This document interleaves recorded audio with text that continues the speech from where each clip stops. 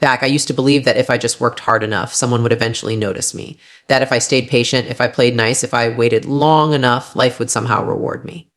But it doesn't work that way. Back, life doesn't owe you recognition just because you showed up. It doesn't hand you success because you tried. I had to learn that the hard way, that nobody was coming to hand me the life I wanted. No mentor, no boss, no partner, no miracle opportunity. The day I finally stopped waiting for someone to save me was the day I realized how much power I'd been giving away. I was the one keeping myself stuck, not them. For years back, I told myself stories about why I couldn't move forward. Get back. They don't see my value. I don't have the right connections, not the right time. These stories made me feel safe because they allowed me to stay comfortable. They let me off the hook. Back. If it wasn't my fault, then I didn't have to do anything differently. But those stories were lies. They were excuses disguised as logic. The truth was I wasn't taking ownership of my results. Back, I was blaming my circumstances instead of building the capacity to rise above them. The moment I saw that, I couldn't unsee it. Ownership is not glamorous. It's brutal. Back, it forces you to look at every part of your life and admit that you built it. The good and the bad, your body, your bank account, your relationships, your results, they're all feedback from your choices. Back. And that realization can hurt. But it's also the most empowering truth you'll ever accept. Because once you see that you created it, you realize you can change it. Back ownership is the first step to freedom because it hands the control back to you.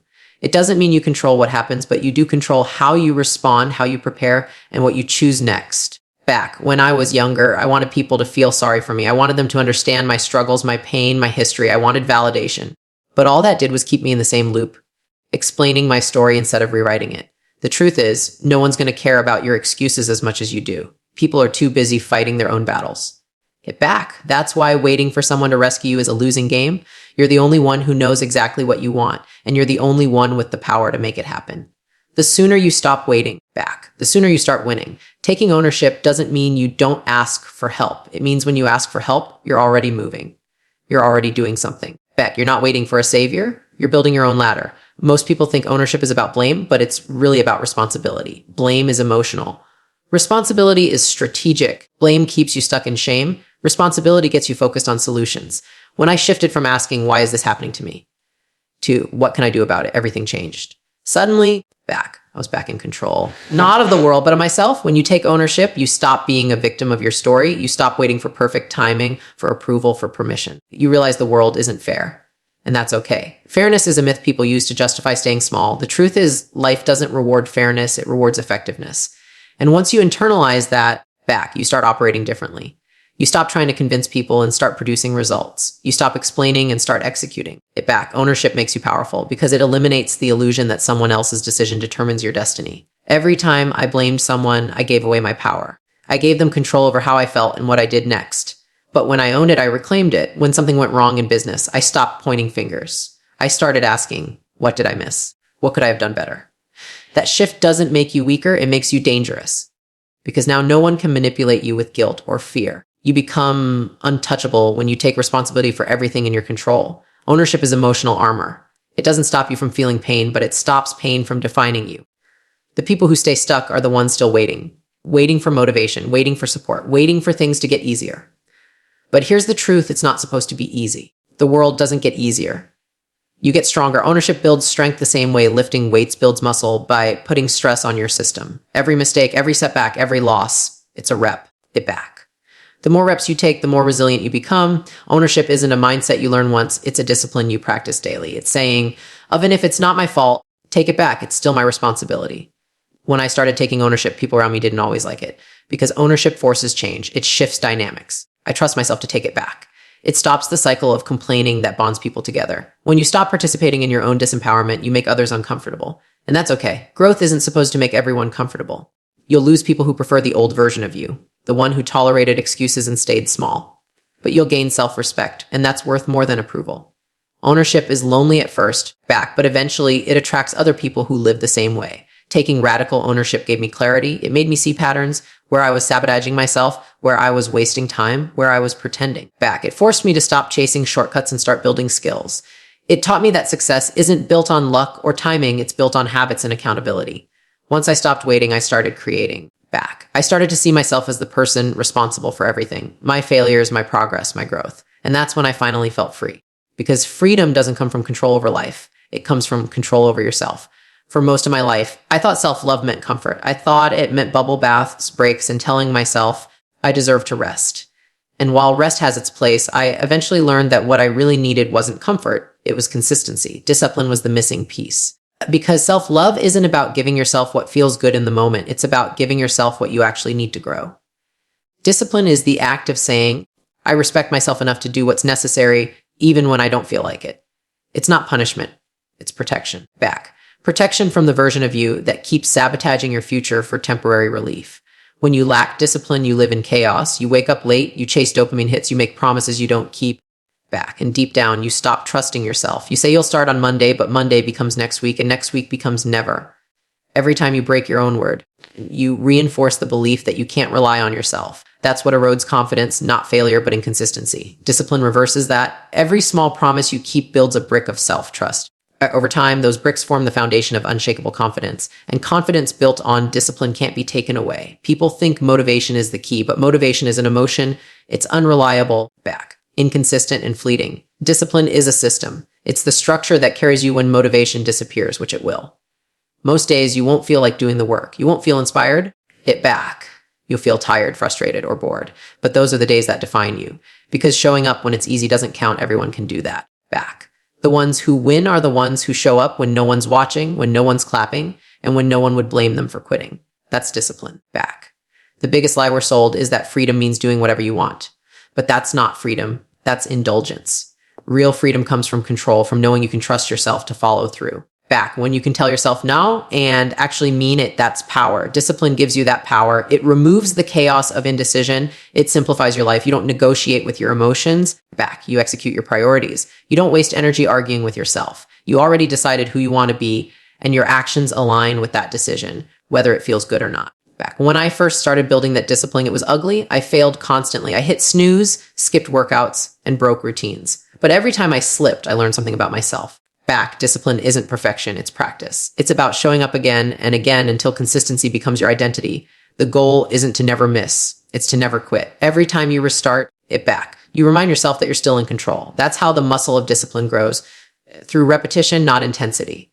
It's like lifting weights. The strength comes from showing up it back, not from doing it once perfectly. At first, discipline feels like restriction. It feels like saying no to everything fun. But over time, you realize it's the opposite. It gives you control over your time, your energy, back in your emotions. When you know you can trust yourself, you stop chasing instant gratification. You stop being controlled by cravings or impulses. That's the real freedom, not the ability to do what you want back, but the ability to not be ruled by what you want.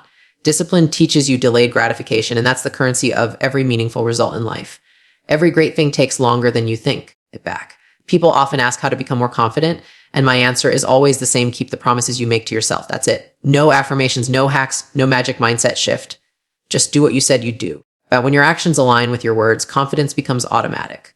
And when you mess up, own it, correct it, and keep going back. That's self-love in its purest form, not forgiving yourself so you can repeat the mistake, but forgiving yourself so you can do better next time. Discipline and compassion aren't opposites, they're partners.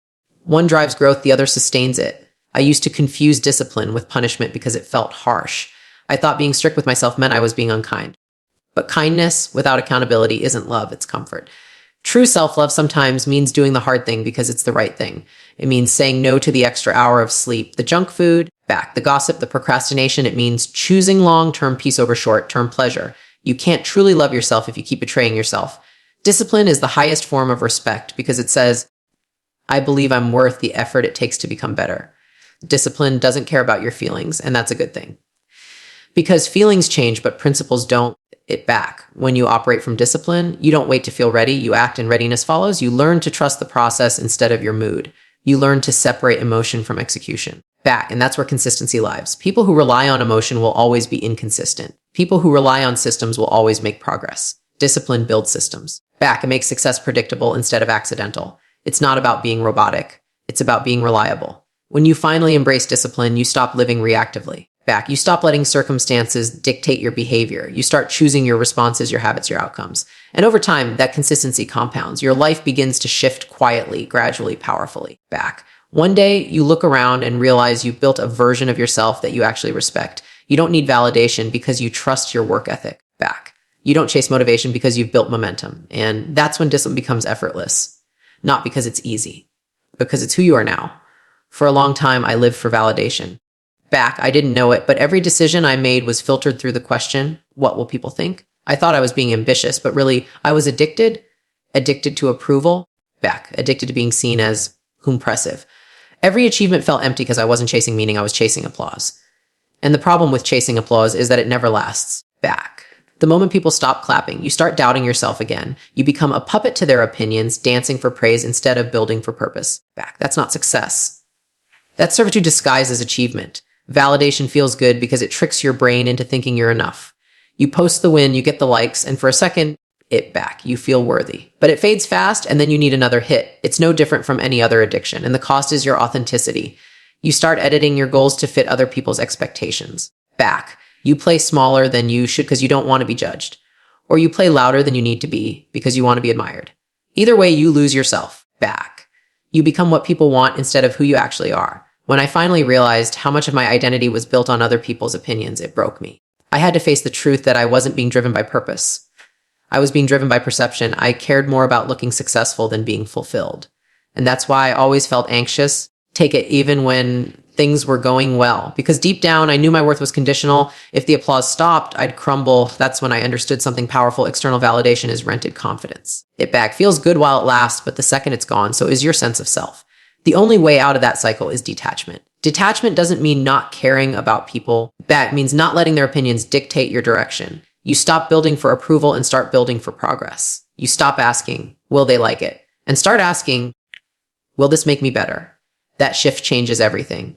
When your focus moves from performing to improving, you stop being reactive. You start operating from principle, not pressure. Take it back. Detachment gives you peace because you no longer need anyone's permission to grow. You're not chasing applause, you're chasing alignment. When you detach from validation, take it back. You start seeing how much noise you used to live with. The constant mental chatter about what people think, who's watching, who's judging. It's exhausting and it's invisible. You don't even realize how heavy it is until you put it down. The moment you stop caring about being liked, you reclaim so much energy. Energy you can now use to build, to create, to evolve. You become quieter on the outside, but sharper on the inside. You stop performing for the crowd and start producing for your purpose. That's where real growth begins. In silence, not spotlight. The irony is, back. The less you seek validation, the more people respect you. Because people can sense authenticity. They might not always like you, but they'll trust you. And trust lasts longer than popularity. When you're not desperate for approval, you become dangerous in the best way. Because no one can manipulate you with opinions. You stop overreacting to criticism because you know it's not personal. You also stop chasing praise because you understand it's not proof. The work itself becomes the reward. You do it because it aligns with who you want to be, not because it makes you look good. Detachment also means learning to be misunderstood, because growth often looks selfish to people who benefit from your old patterns. When you start saying no, setting boundaries, and prioritizing yourself, back. Some people will call you arrogant or cold. That's okay. You can't grow and please everyone at the same time. The version of you that everyone likes is usually the version that sacrifices too much. When you detach from validation, you accept that not everyone will get it, and that's freedom. You stop explaining and start executing. You stop convincing and start becoming, back. I had to learn that validation doesn't equal connection. Just because people applaud you doesn't mean they care about you. And just because they criticize you doesn't mean they're right. People project their insecurities, their fears, their expectations onto you. If you live by their praise, you'll die by their criticism, back. The only validation that matters is the one that comes from keeping your word to yourself. That's real self-respect. Knowing you're doing the right thing even when no one notices. Especially when no one notices, back. Because that's when character is built, not just reputation. The freedom of detachment is that it gives you clarity. Without the noise of judgment, you can finally hear your own voice, back. You start making decisions based on values, not vanity. You stop comparing your timeline to someone else's highlight reel. You realize that your journey doesn't need to look impressive. It needs to feel aligned. It back. And when your actions match your principles, you sleep better at night. You don't need to prove anything because you already know your worth, back. That's the quiet confidence that can't be faked. The kind that doesn't need applause to exist. When you stop chasing validation, you start chasing growth. You become addicted to the process instead of the praise, back. You start showing up for the work, not the recognition. And that shift changes your entire life because growth is internal, applause is external. One builds you, the other distracts you. Every time you choose growth, back, you take back power from the world. You stop living on borrowed confidence and start building your own. You don't need to be seen. You just need to become it, back. That's when you realize the loudest kind of success is the one that doesn't need to be announced. Pain used to scare me. I thought it was something to escape, back. Something that meant something was wrong with me or my life. Anytime things got uncomfortable, I'd run to distractions, to work, to anything that would make me feel in control again. But the more I ran back, the more I realized pain wasn't the enemy. Avoiding it was. Pain doesn't show up to punish you. It shows up to wake you up. It's the body's and mind's way of saying something needs to change. The problem is we're taught to numb it instead of listen to it. But numbing pain doesn't heal it. It just delays the lesson it's trying to teach you. Back. The moment I started treating pain like a teacher instead of a threat, everything shifted. I stopped asking, why is this happening to me? And started asking back, what is this trying to teach me? That question changed everything because pain always comes with data, information about your limits, your habits, your blind spots. It's feedback, not failure. Back. And when you start listening, you realize it's been guiding you all along. Every heartbreak, every rejection, every disappointment was preparing you for a stronger version of yourself. Pain teaches you what comfort never will: resilience, awareness, and emotional intelligence. We live in a world that glorifies comfort. Everyone wants the shortcut, the hack, the easy way out. Back. But nothing meaningful is built in comfort. Growth requires friction. Pain is the price of progress. Back. The people who achieve real freedom aren't the ones who avoid discomfort. They're the ones who know how to use it. They understand that pain can be transformed into power if you're willing to face it. Back. Because every time you run toward what hurts instead of away from it, you gain strength. Pain doesn't weaken you, resistance does. Avoidance drains you, but action transforms you. When I hit my lowest points, I thought I was breaking. I thought the pain meant I wasn't strong enough to handle life. But looking back, those moments were the exact ones that built me. I just didn't see it yet. Pain strips away everything fake. The ego, the image, the illusions you cling to. It forces you to confront who you really are without all the noise. And that process hurts because truth always does. Back, but it's also liberating because once you've been broken and rebuilt yourself, you stop fearing pain. You stop fearing life. You realize you've already survived worse than what's ahead. Pain has this way of showing you what actually matters. When you lose something or someone, it clarifies your priorities. Back. It forces you to evaluate where you've been spending your energy and whether it's been worth it. Most of us don't make changes when things are fine. We change when they fall apart. Back pain creates the urgency that comfort can't. It pushes you to evolve. The key is not to get stuck in the suffering, but to move through it. Feel it, learn from it, and then use it. Back, pain isn't there to hold you. It's there to move you forward. There's a difference between pain and suffering. Pain is inevitable. It's a part of being alive. Suffering is what happens when you resist it back, when you replay it, when you turn it into your identity. Pain says, this happened. Suffering says, this defines me. The moment you start seeing pain as temporary and transformational, you stop giving it control, you stop giving about, you start using it as fuel. The same fire that burns you can also forge you, depending on how you use it. You can either let pain break you or you can let it shape you. That choice is where your power lies. Every scar I carry today tells a story, not a weakness, but of wisdom. Those scars remind me of what I've overcome. It back. They're proof that I've been through something and came out stronger. For a long time, I hid them. I didn't want people to see the parts of me that hurt. But now I understand that hiding your pain only hides your strength. When you own your story, all of it, you stop living in shame. Pain becomes part of your identity, but not as a wound, as a weapon. You start to see that everything that broke you also built you. Pain also makes you empathetic. It softens you where ego hardens you. When you've been through something real, you stop judging people so quickly. It back. You start to recognize their battles because you fought your own. Pain connects us through understanding. It reminds us that everyone's carrying something unseen. Get back.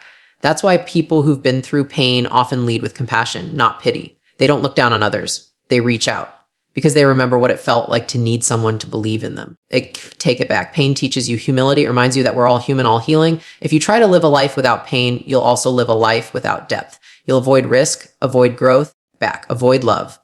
Because all of those things come with the potential to hurt. But the absence of pain isn't happiness, it's numbness. You can't selectively block emotion. When you close yourself off to pain, you also close yourself off to joy. The goal isn't to avoid pain, it's to build the capacity to handle it. That's where real strength comes from. Strength isn't about never falling apart. It's about learning how to rebuild yourself again and again, stronger every time. Pain is inevitable. Suffering is optional. Growth is a choice. The hardest experiences of my life didn't destroy me. They defined me. They forced me to grow into the kind of person I used to look up to. They gave me clarity, purpose, and resilience that comfort never could. So now when pain shows up, I don't resist it. I welcome it because I know it's here to teach me something. It's not my prison anymore. It's my professor. That the lesson that finally set me free wasn't avoiding pain. It was learning from it, trusting it, and letting it transform me into who I was meant to be.